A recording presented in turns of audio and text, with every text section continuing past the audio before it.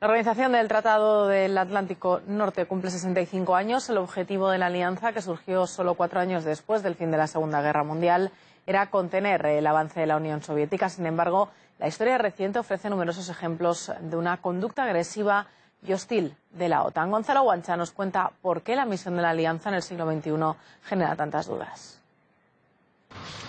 65 años de la OTAN han dado para mucho. Grandes intenciones, loables principios e históricos discursos, como por ejemplo... De hecho, hace más de 60 años que somos parte de la OTAN, no con el fin de reclamar nuevos territorios, sino para proteger la libertad de las naciones.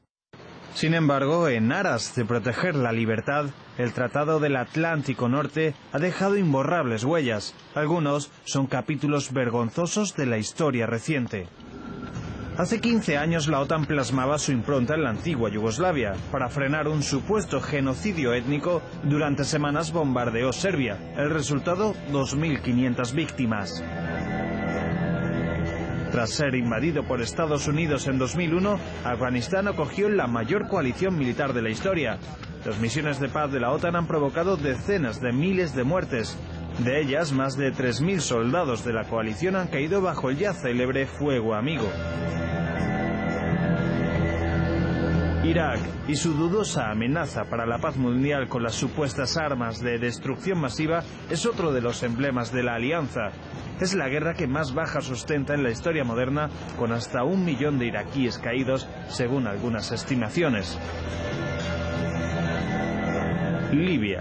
Aunque la OTAN argumentó de cara a la legalidad internacional que pretendía proteger el espacio aéreo, fue otro escenario de bombardeos que enconaron una contienda con 30.000 muertes. Hoy Libia es más inestable de lo que ya era previa a su intervención. Son ejemplos que distan mucho de 1949, con un espíritu fundador basado en finalidades puramente defensivas.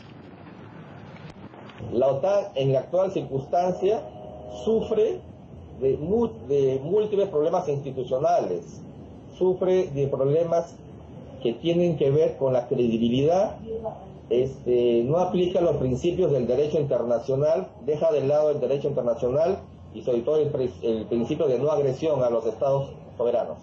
Pero en sus 65 años de historia no solo hay contradicciones, sino también omisiones. Por ejemplo, la de la promesa de no expandirse hacia el este, hacia Rusia. Como podemos observar en este mapa de la evolución de la OTAN en las últimas décadas, esta promesa, esta línea roja de vínculo con Rusia, ha sido rebasada varias veces. Por ejemplo, en el 99 con la inclusión de las naciones que conformaban el Pacto de Varsovia, o en el 2004 con la inclusión de las naciones bálticas o otras naciones limítrofes con el espacio postsoviético que dan acceso al Mar Negro, como Rumanía o Bulgaria. Croacia o Albania son la última rúbrica de esta tendencia expansiva de la OTAN hacia el este. Y los hechos recientes evidencian que precisamente Ucrania es el siguiente paso a tomar de la OTAN. Sin embargo, en plena crisis financiera, la OTAN ve cómo sus integrantes no cumplen con el 2% de contribución militar. El gasto europeo en defensa se redujo en 45.000 millones en los últimos años. Con el ocaso de la guerra de Afganistán, el nuevo conflicto ucraniano es la oportunidad de devolver a la OTAN a la primera línea, recobrar sus ingresos y volver a coger la relevancia de los tiempos de la Guerra Fría. La agresión de Rusia contra Ucrania es la amenaza más grave en años a la seguridad europea. Y eso reta nuestra visión de una Europa integral, libre y pacífica. La visión que hemos construido desde el final de la Guerra Fría. Seguimos comprometidos más que nunca con esta visión. La mayor responsabilidad de la OTAN es proteger y defender nuestro territorio y nuestros ciudadanos.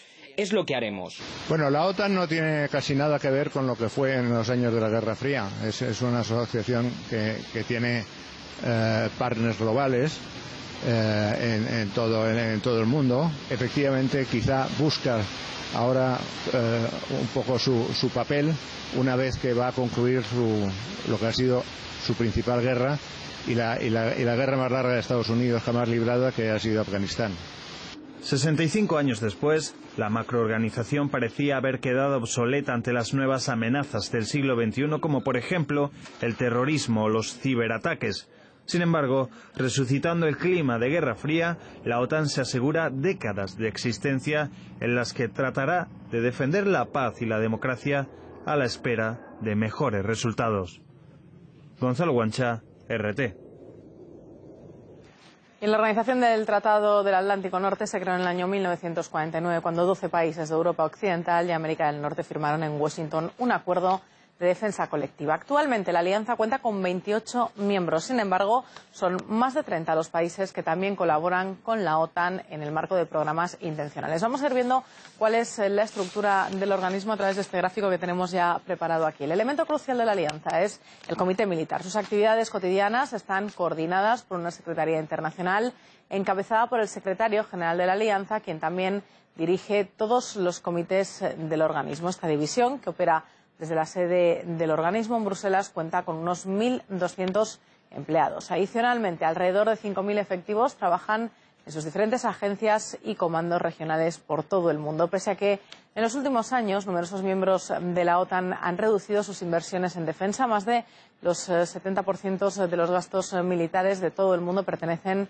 al organismo, y es que, según el reglamento, cada miembro de la OTAN debe asignar al menos el 2% de su Producto Interior Bruto a sus presupuestos de defensa. Según Gustavo Morales, exmilitar y periodista especialista en temas de defensa, con quien hemos podido hablar en un informativo anterior, los objetivos actuales de la alianza son fundamentalmente de agresión. La OTAN ha sido utilizada para bombardear Yugoslavia, arrasándola y dividiendo el país en otros varios. Ha actuado también en Libia y otras naciones del norte de África, destruyendo gobiernos legítimos que existían en ellos y sustituyéndolos por otros, convirtiéndolos en naciones inestables.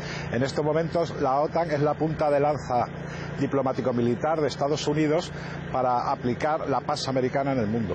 Echando un vistazo a la historia, uno de los principios con los que se creaba la OTAN suponía que si uno de sus miembros era agredido, el resto también tendría que responder a esa agresión. Sin embargo, llama la atención que no fue hasta después de la desintegración de la Unión Soviética hasta que se acude a esa premisa. ¿A qué se debe esto? Se debe fundamentalmente al cambio de la política exterior de los Estados Unidos. Estados Unidos, a partir del año 1997, inicia una política exterior diferente, intenta ocupar el vacío que ha dejado la desaparición de la Unión Soviética e intenta aumentar su esfera de influencia. Se abandona totalmente la estructura del Atlántico Norte y comienza a haber una nueva estructura con dos nuevos ejes. Un eje pasa por el Golfo Pérsico y las naciones productoras de petróleo, tanto persas como árabes, y el otro eje pasa a través del Mediterráneo hasta Asia Central. Y eso, zona tradicional de influencia soviética, es actualmente lo que interesa a Estados Unidos, para lo cual debe debilitar fundamentalmente a Rusia. Estados Unidos está utilizando a la OTAN en una estrategia de aislar a Rusia de Europa, para lo cual necesita utilizar el caso ucraniano, donde un gobierno electo democráticamente fue derribado por disturbios y manifestaciones en la calle, con el apoyo y la legitimación tanto de la Unión Europea como de Estados Unidos, que son los dos palos principales de la OTAN.